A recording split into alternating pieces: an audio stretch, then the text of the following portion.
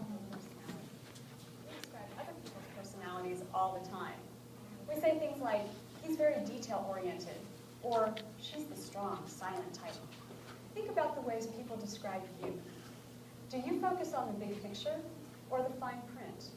Do you make decisions based on facts or emotions? Or are you somewhere in between? On this episode of Career Advantage, we'll explore your personality.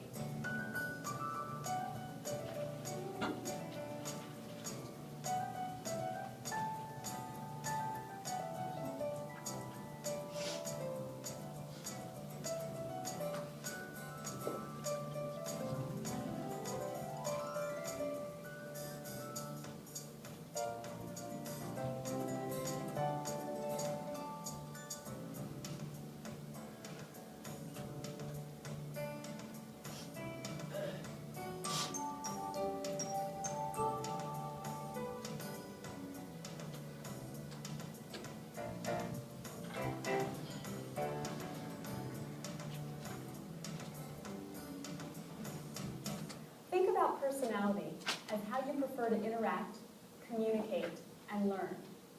Today we'll describe how your personality is linked to your interests. Together they create work preferences.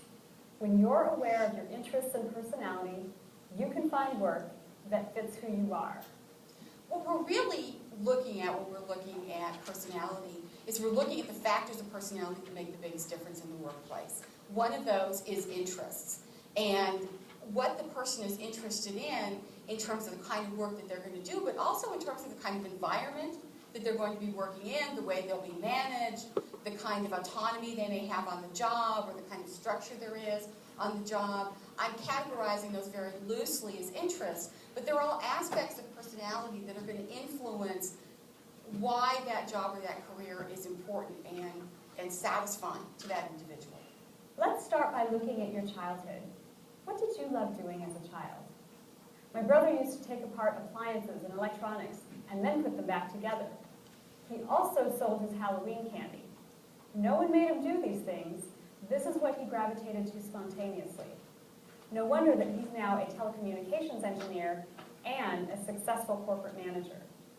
I used to pretend that I was a school teacher, using textbooks that my parents found at garage sales. I'm now a career counselor and teacher. What about you? What did you love to do as a child? And how does your adult life reflect these early interests?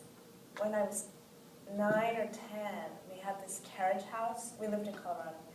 And I had this carriage house behind our house. And so it was like above the garage, there was this great space that had, beam ceilings and doors and windows. And so I took it over and I painted it. And it sort of became this like little nesting home place. And I loved going there. It was sort of my sacred, it was like my little safe, sacred space.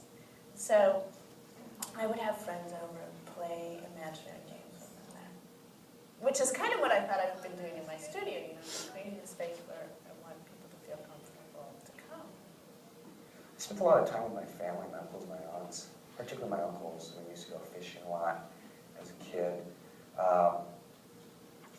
Did a lot of stuff with friends around the neighborhood, like playing sports, a lot of football and basketball. If you have a nice memory about something you love doing, like, I really had a good time riding my bike, you should go out once a week at least and just do it once. You have to actually do it. You can't just say, yeah, that'll be nice, someday I'll do it. You have to go out and go bike riding once, because you've got to let the sense memory flow in. There's no way to get it except that. If you realize that you used to love hiding in a corner of the house under a tree, half outdoors, half indoors, and sitting there all afternoon and reading a book, you have to find a corner like that where nobody can find you that's got something like that. Do it once. You don't have to pull it all back into your life. You have to do it once. Let's look at some categories of related interests. These will help you identify your own interests. Grab your personal career profile and write down the categories and the interests which appeal to you the most. Start by writing interests at the top of your page. Here are categories of interests that can give you some new ideas. Let's start with artistic interests. Do you dance, write, or paint? Maybe you like to spend time in art museums or galleries. If you enjoy activities like attending poetry readings, making greeting cards, or going to the theater, you have artistic interests. Let me know if we can start data acquisition. I'm trying off your displays now. Next, scientific interests. Do you lose track of time while solving problems or running experiments in biology, chemistry, or physics? Would you enjoy investigating plants and animals, or studying natural environments? Mechanical interests. Maybe you work with complex equipment, anything from race cars to computers.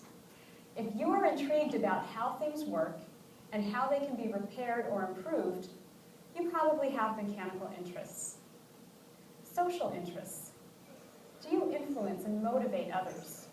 Maybe you enjoy using your communication and interaction skills in sales, marketing, or even politics. You're demonstrating social interests. Humanitarian interests. And here we have an approximate timeline. Are you happiest when you are counseling or teaching others? Do you enjoy taking care of other people, helping them to heal or learn? Finally, physical interests. Maybe you use strength and agility in activities such as coaching sports teams, fighting fires, performing movie stunts, or installing power lines. Artistic, scientific, mechanical, social, humanitarian, and physical interests. You're finished.